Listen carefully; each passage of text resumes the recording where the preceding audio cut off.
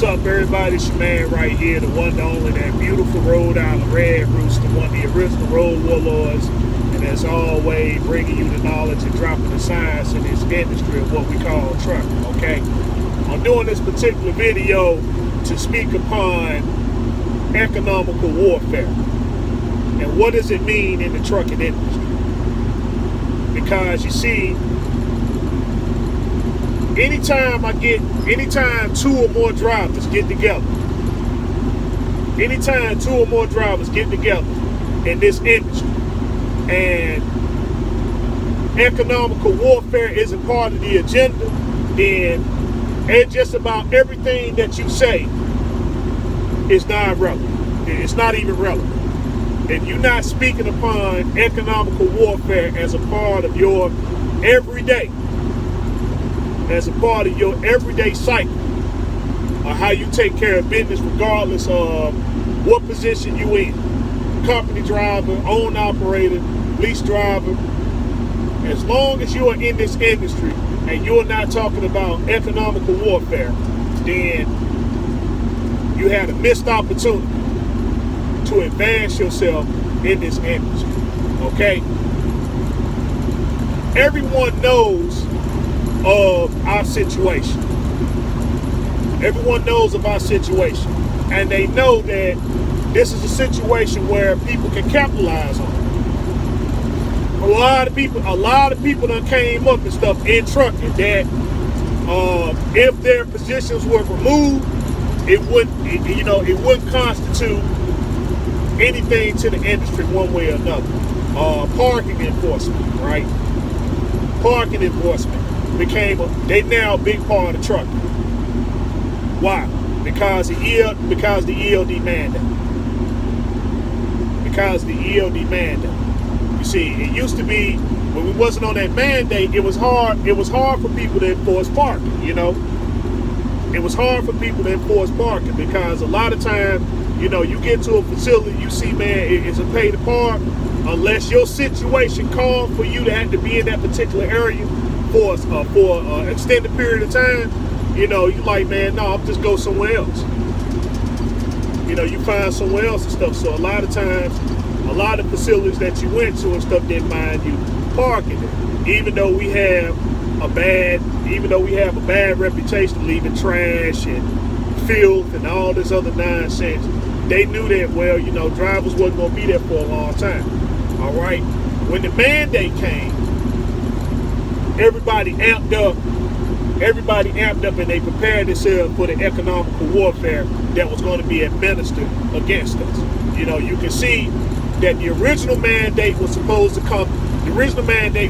pushed back in 2012. The original ELD mandate was supposed to be pushed in 2012. And so the first people that were on board to rake in from the benefits of drivers having to shut down and stuff was the TA.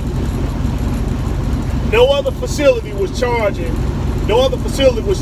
for reserved parking, but they came up with this thing, reserved parking. You know, which, you know, you have to sit there. You couldn't go in there, and you can't just go in there and buy it and stuff. You have to go online, which means you had the trip plan. You had to know that you was getting there. You pay the money and stuff, and then you had a guaranteed parking space. You see what I'm saying? So see, it was a plan that was implemented to make us turn against one another, when in fact the industry itself and those that were in it they began economical warfare, which is what we're in. So now when you go to a lot of facilities that used to didn't mind you parking there, now their policy is that once you're loaded, you have to leave the facility. You can't be there but at a certain amount of time. After that, you know, now you can't arrive early. You have to be within a certain time frame of your appointment. Usually about 30 minutes. Some people will say an hour, right? Now, they just happen to be in places where enforcement, parking enforcement against truckers have doubled down. And they themselves have also said is that, well, once you're loaded, you have to leave the facility. But these are the same people that hold you up 4 and 5 hours and 6 hours, pretty much messing up your time and stuff on your log. They used to didn't do that. And stuff, but you see now more and more facilities that you go to have these same, they have these same policies where once you load it, you have to leave. You can't get in there early but a certain amount of time, and then once you're in there, they want to hold you up 4 and 5 hours. They don't want to pay you. And if they do, if you are due compensation, then they dispute it. They dispute it like a claim and stuff. It's not something that's paid up front. But at the same time, if you're late, particularly 30 minutes, then you have to pay money. See, this is economical warfare based upon regulation that came down upon truckers. So the question that I ask is that when are we going to start to counter?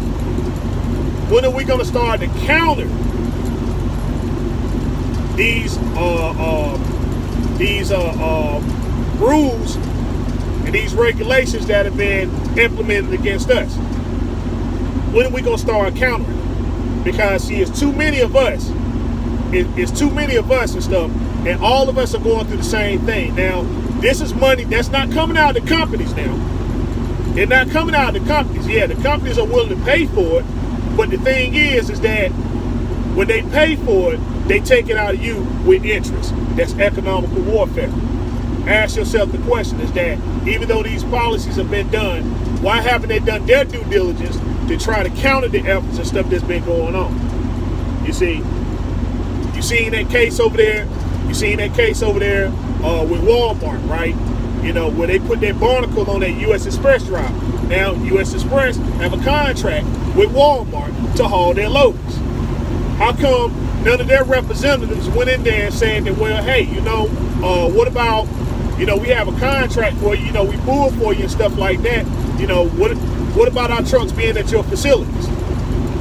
What would be the policies against that? After all, we do have a contract with you. But you see, no effort has been made on that part there and stuff. They just cut you the check, and then they say, well, we're gonna have to get that money back with interest because we had to cut that check and stuff. And so whatever penalties and stuff incur from that, you see what I'm saying? They get that money right there. They get that money right there and stuff, charging you $200 and $300 on top of or whatever you have to pay and stuff, if you park at said facility. Again, they haven't done anything about that. Why aren't we talking about it? Why? Because we're too fixated on other stuff when there are real things that are going on and people that are participating in this economical warfare that has been declared against the drivers.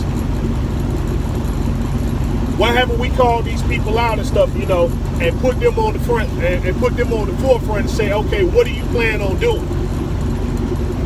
Because see, you're either for this or you're against it. And if you're for it, then everybody should be known. Everybody should be notified.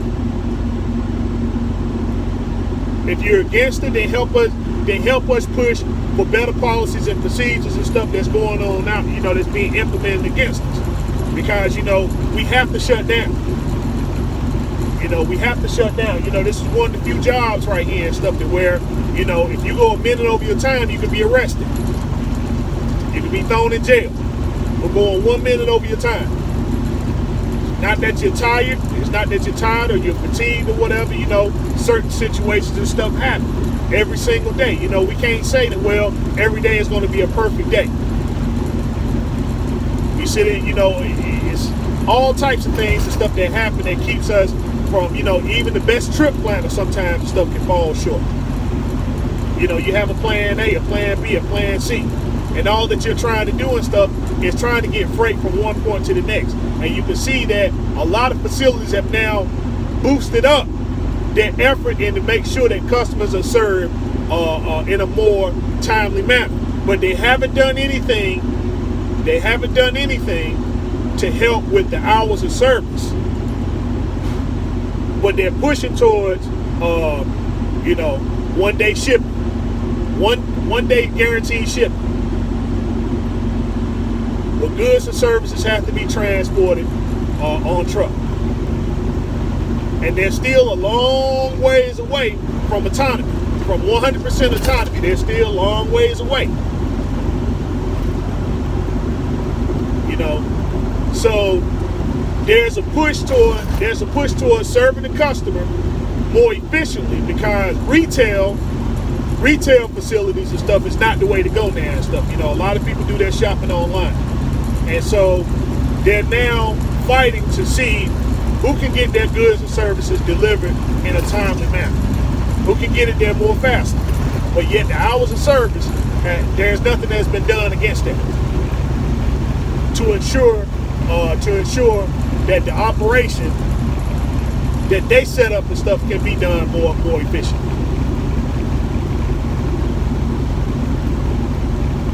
So it's more of a demand for it. It's more people that's getting in it, but at the same time, more regulation and stuff. More regulation is coming down the pipeline. Because like I said, politicians don't understand. Politicians and lawmakers, they don't understand the trucking industry. This is why they go into the trucking industry themselves. They go into the trucking industry themselves. They get the science from the very people that's in the industry. And then, we're sitting there baffled talking about one thing about lawmakers and so on and so forth, when a lot of the laws, a lot of the rules and regulations that have been implemented against the industry have been the information that came from the very drivers themselves that have willingly submitted this information over. They have willingly submitted this information over. The reason why we have a 30-minute, the reason why we have to do 30 minutes after 8 hours and stuff, Water Enterprise was part of that. They went to them. They did a study and stuff. In fact, if you can look up the article that I'm referencing, comes from a 2011. It was a 2011 article that they were talking about, along with sleep apnea. They were doing the study, and this information was in the free publication that came from the TA. I want to say, I forget the name of the magazine and stuff, but it's the free publication that came out of there. That's what I'm referencing. But they did a whole article. They did a whole article, and Water Enterprises were the ones that participated in why we had the 30-minute breaks right now. They went, got a couple of drivers. They went and got a couple of drivers and stuff, and then they did the study. They said who's going to be more efficient, those that are on the 30-minute break, those that are not on the 30-minute break. But the whole study was done by Warner. The sleep apnea thing, the sleep apnea test, that was done by the University of Virginia.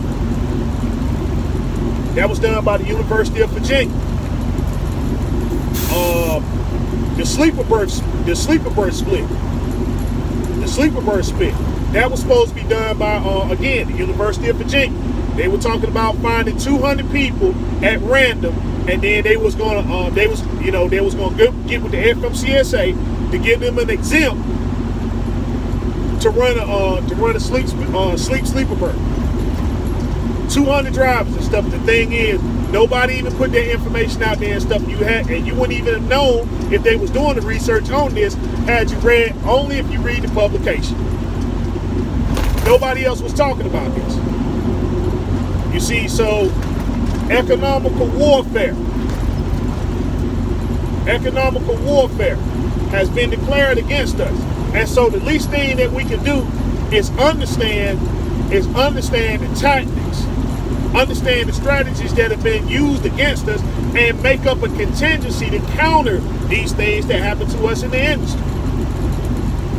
Now we don't need a lot of conspiracy theorists out here and stuff, speculating about things. We need people who have actual research, actual people that can reference materials that are being used, so we can say, all right, this is what it is right here.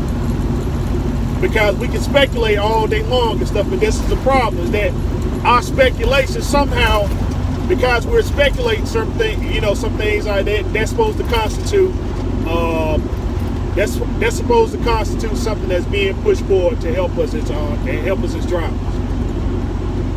And hell, we've been speculating ever since the industry has been in existence.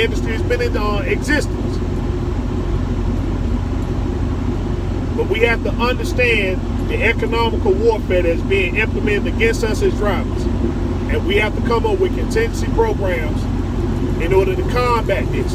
We have to identify all those who participate. They have to be identified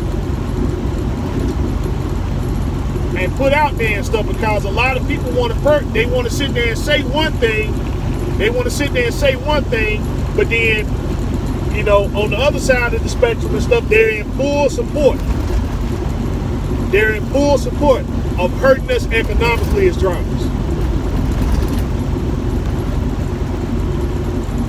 And this is where the focus has to be at. Anytime there is 2 or more drivers and economical warfare isn't a part of the agenda of when we're speaking to each other, it is a missed opportunity.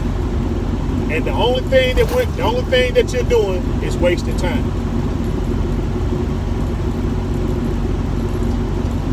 And with that being said, I'll end on that note. This your man right here, Rhode Island Red Rooster. Check me out on Instagram. That's Rhode Island Red Rooster 22. I post a lot of things and stuff, man, that's going on with Freightliner Cascadians. Particularly my truck there, to put information out there for those who are trying to do upgrades, find out better information, surgery, so on and so forth. My contact information is also on my page. All I say is that if you do hit me up, let it be about the industry, and I'll help you out as much as possible. And with that being said, it's your man here, Rhode Island Red Rooster, telling you as always, continue to do your research, fact-finding studies, harness on your skills every day. Till next time we talk, next time we meet, be safe, be easy, and peace out.